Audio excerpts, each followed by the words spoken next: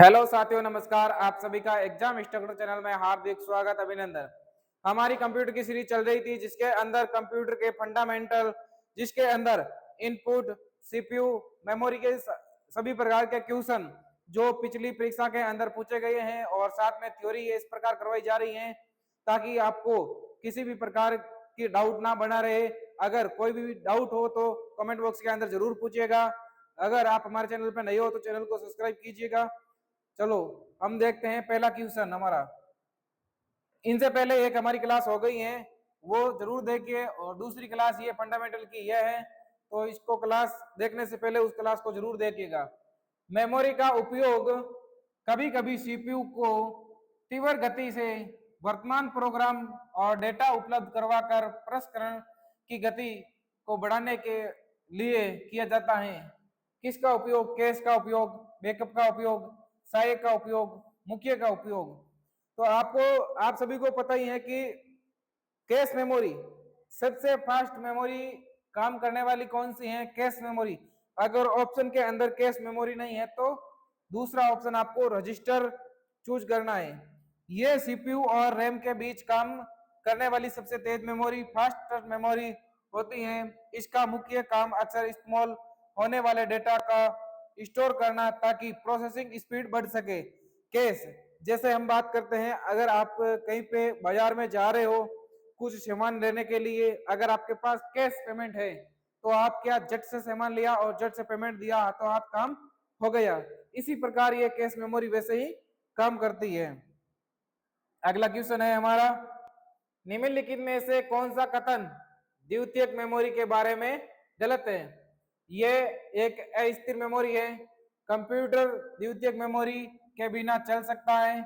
इसे backup memory के रूप में जाना जाता है।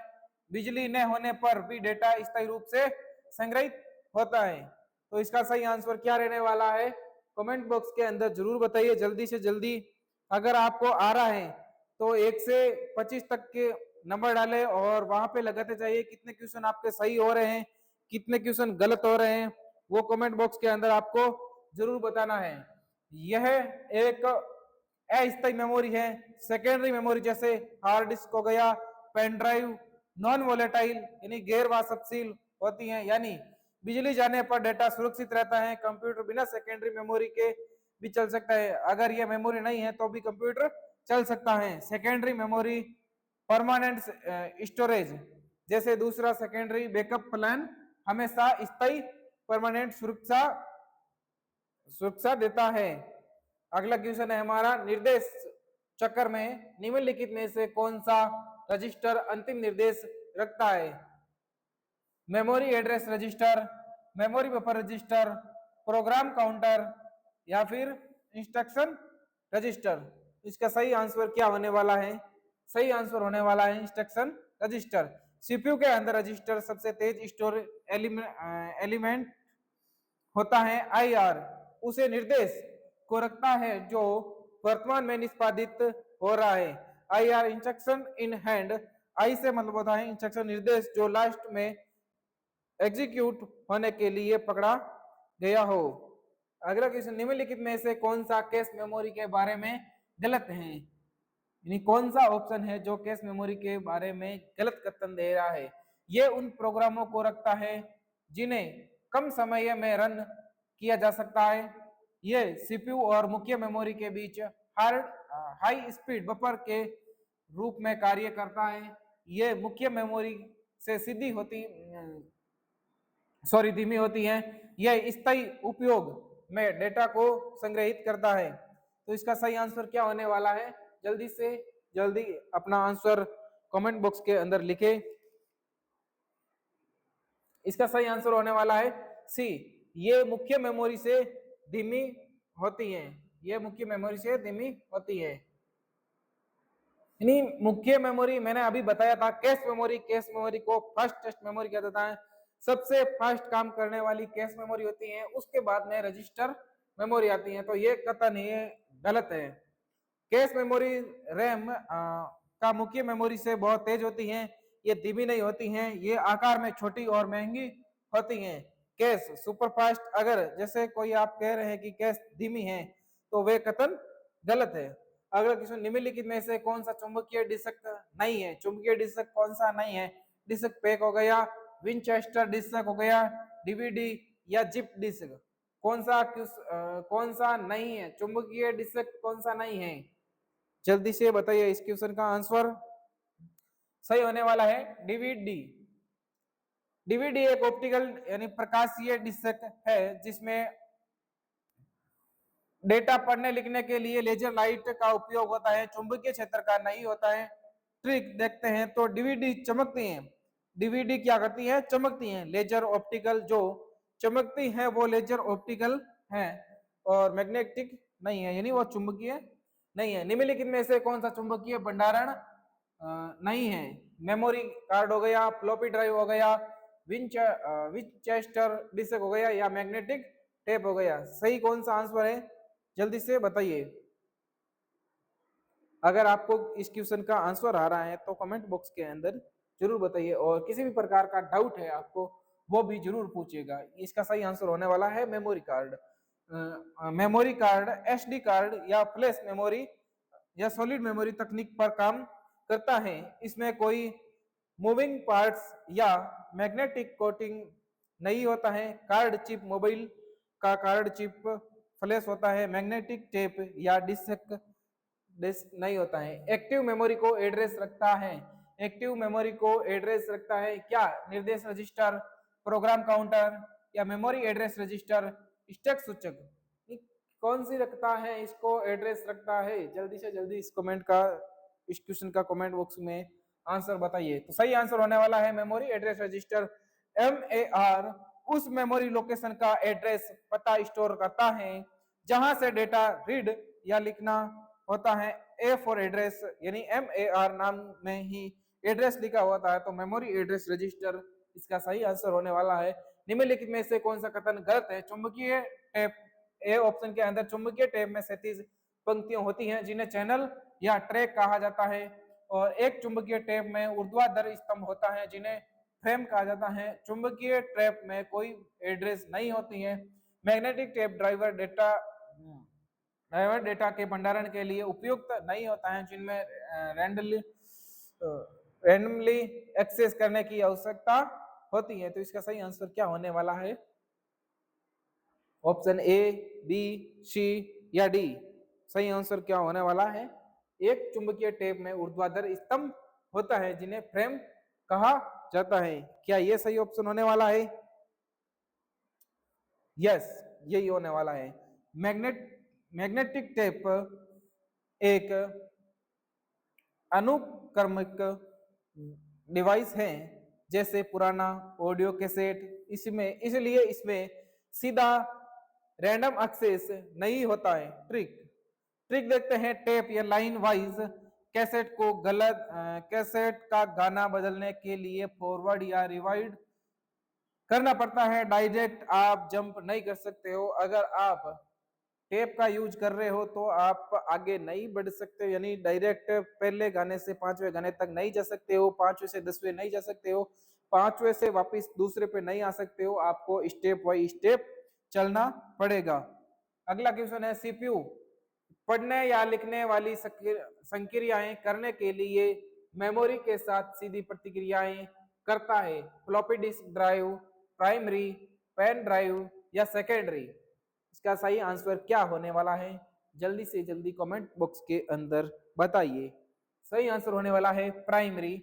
और सीपीयू कभी भी डायरेक्ट HDD SSD से बात नहीं करता है, ये केवल प्राइमरी मेमोरी या रैम या रोम के साथ सीधे इंटरेक्ट करता है। प्राइमरी मेमोरी फर्स्ट प्रायोरिटी, यानी सीपीयू का पहला प्यार या संपर्क केवल प्राइमरी मेमोरी से होता है। बिट एक अतिरिक्त बिट है जिसमें एक बाइनरी मैसेज शामिल होता है जो 1s कुल संख्या को या तो विषय या सम बनाता है। किसको बनाता है? कॉम्प्लीमेंट्री, एक्सक्लूसिव या प्रीटी या चेकर। किसको बनाता है? प्रीटी। डेटा ट्रांसमिशन में एरर यानी गलती को पकड़ने के लिए प्रिटी बिट का उपयोग किया जाता है। यह 1 सेकेंड को इवन या ओड विषम बनाती है। प्रिटी पेयर या चेक जोड़ा पेयर या इवन ओड मिलाकर गलती पकड़ता है।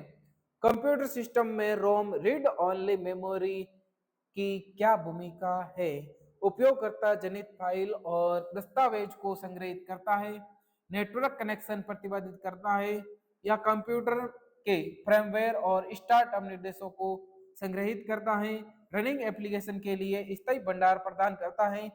तो इसका ए, बी, सी या डी सही आंसर क्या होने वाला है 36वें क्वेश्चन का?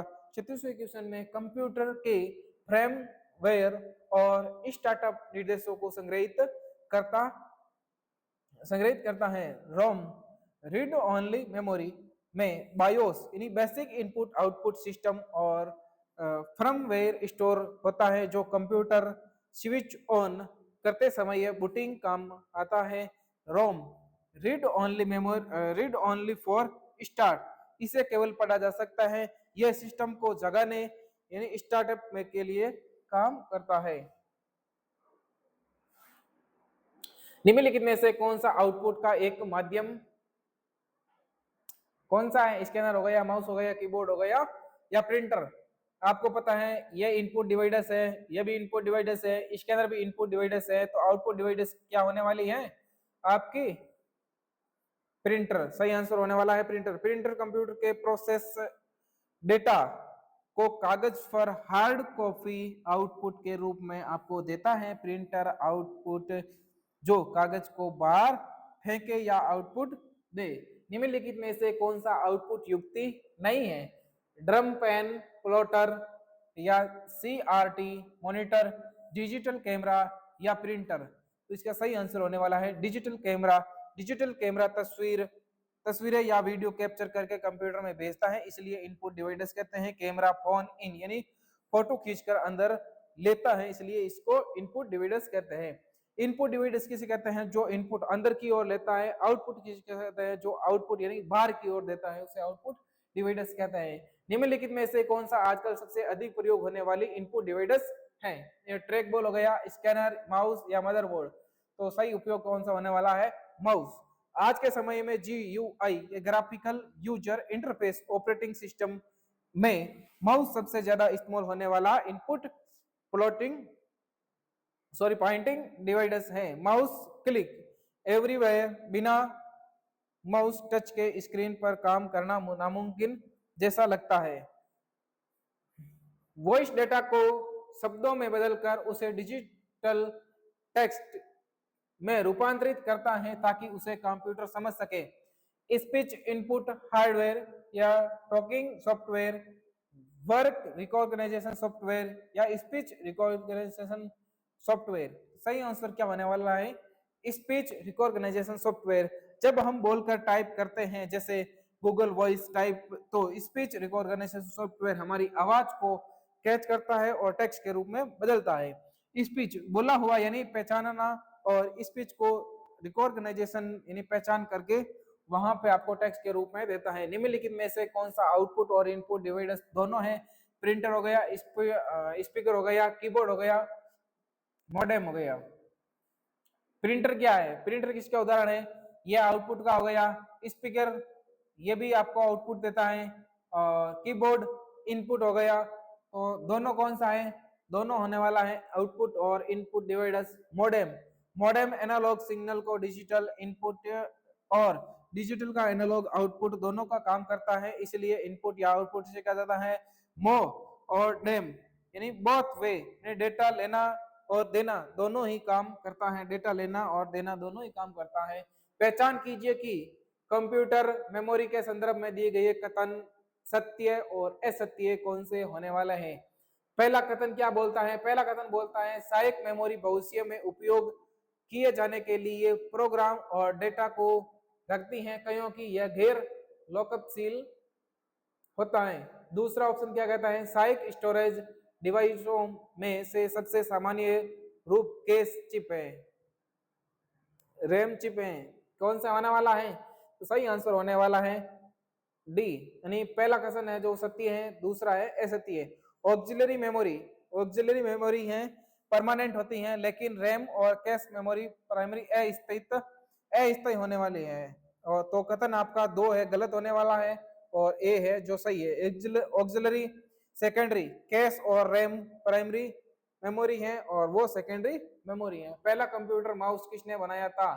पहला कंप्यूटर माउस किसने बनाया था? डगलस या विलियम या फिर डेनियल या फिर जॉन एलनल? किसने बनाया था पहला डिजिटल माउस? क्वेश्चन 43 का आंसर कमेंट बॉक्स के अंदर जरूर बताइएगा। अगर आपको आता है तो सही ऑप्शन होने वाला है Douglas Engelbart. Douglas Engelbart ने 1960 के दशक में लकड़ी का पहला माउस बनाया था। माउस यानी चूहा, घर यानी घुसा हुआ, डगलस ने माउस बनाया था। अगला 44 क्वेश्चन देखते हैं। वह एक समांतर पोर्ट अधिकतर किसमें इस्तेमाल किया गया है? मॉनिटर के अंदर, मुद्रक या प्रिंटर, मॉडेम या भंडारण शक्ति, तो इसके अंदर किसका उपयोग किया गया है? 44 क्वेश्चन के आंसर आपका क्या होने वाला है? कमेंट बॉक्स के अंदर एक बार जरूर बताइएगा। इसका आंसर आपको कमेंट बॉक्स के अंदर बताना है, मैं आपको नहीं बताता रहा हूं, मैं आपको व्याख्या बता देता हूं। पैरेलल पोर्ट का उपयोग पुराने समय में प्रिंटर मुद्रक यानी जोड़ने के लिए किया जाता है। अब इसकी जगह यूएसबी ने ले ली, यानी पी द्वारा parallel, P for printer, P से पैरेलल या पी से प्रिंटर। तो आप इसका आंसर बता देना, मैंने यहाँ पर बता दिया है। इसका आंसर आपको कमेंट बॉक्स के अंदर देना है।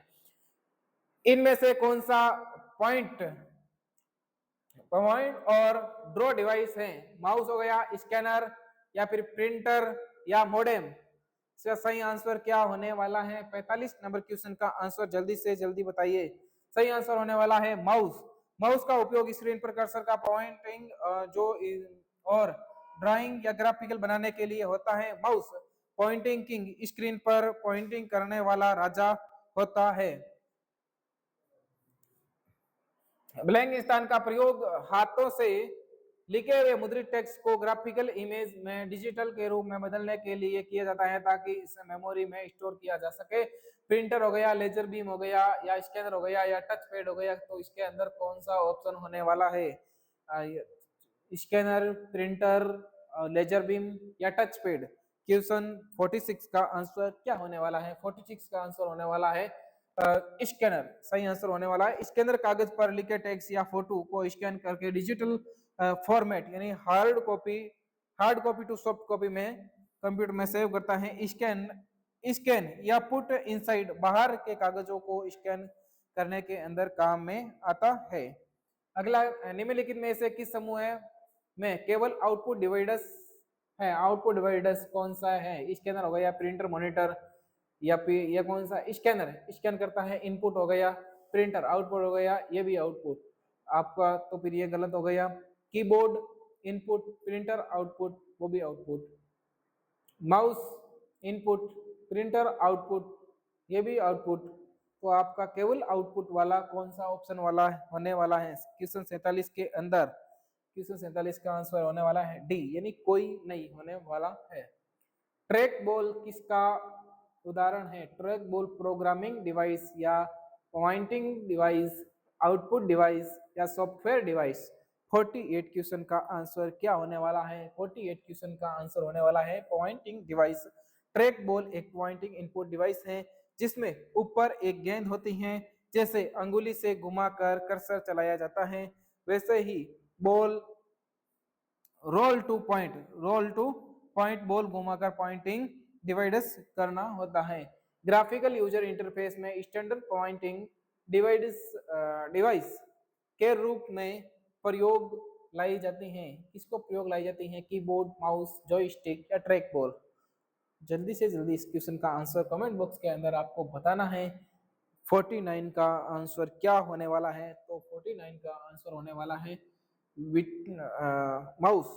GUI ग्राफिकल यूजर इंटरफेस, जैसे विंडो में माउस ही मुख्य पॉइंटिंग डिवाइस के रूप में इस्तेमाल होता है। GUI का साथ ही माउस, बिना माउस के आइकन पर क्लिक करना मुश्किल होता है और लैपटॉप या कंप्यूटर को चलाना भी संभव यानी नामुमकिन जैसा लगता है आपको।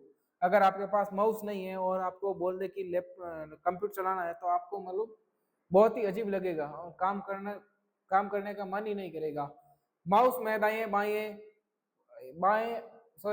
बटन पर क्लिक करने से क्या दिखाई देता है, वही जो बाएं बटन पर क्लिक करने से होता है। एक विशेष मेन्यू होता है, दोनों तरफ होता है, या फिर दाईं तरफ क्लिक नहीं हो सकता है। तो इसका सही आंसर क्या होने वाला है, यानी एक विशेष मेन्यू ओपन होता है। माउस का राइट क्लिक करने पर शॉर्टकट की एक विशेष मेन्यू खुलता है, जिसके अंदर या प्रॉपर्टीज हो गया या कॉपी पेस्ट जैसे विकल्प खुलते हैं। राइट क्लिक पर राइट मेन्यू स्पेशल ऑप्शन दाएं बटन दबाने से ये स्पेशल मेन्यू खुलता है। ये आपका आज का प्रैक्टिस सेट रहा है। अगर आपको ये पसंद आए तो इसको लाइक करना, शेयर करना। जैसे आपके साथी भी ये सब की तैयारी कर रहे हैं, उनके लिए बहुत ही उपयोगी होने वाला है, तो उनके साथ जरूर शेयर करना। कैसा लगा वीडियो, अच्छा लगा तो अगर आप हमारे चैनल पे नए हो तो चैनल को सब्सक्राइब करना और सपोर्ट बनाए रखना। Thank you. जय हिंद।